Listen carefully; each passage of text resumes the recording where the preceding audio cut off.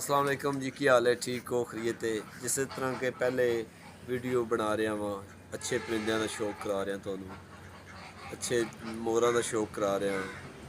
इस तो अलावा मैं थानू नैक्सट वीडियो ते होर किसी परिंदे का शौक करावांगा। जितने शौकीन भरा ने चैनल सबसक्राइब भी कराया करो, वीडियो तौर तक वेख्या करो। तो अज तो मैं शौक करावांगा ब्लैक मास्क का। ब्लैक मास्क भी हालैंड की डक्स है, वह मैं तो शौक करावांगा। अंडिया ते बैठी है तो मैं उन्हें शौक कराना वा। आओ लो जी, ब्लैक मास्क भी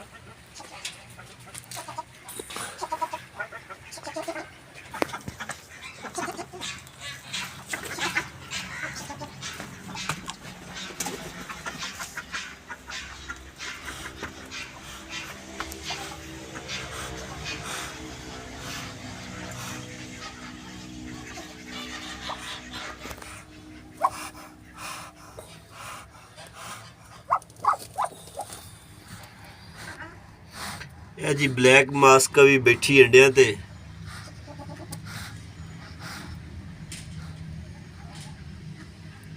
डक्स ब्लैक मास्क भी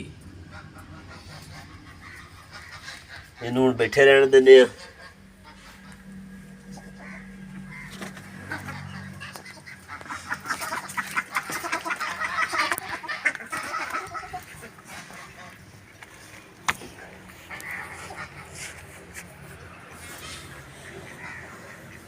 जी वेख ली तुसां ब्लैक मास्क भी डक्स हालैंड की अंडिया ते बैठी है। जिस टाइम मेरी ब्रीड आएगी इंशाअल्लाह तां शौक करावांगे ते बच्चों का।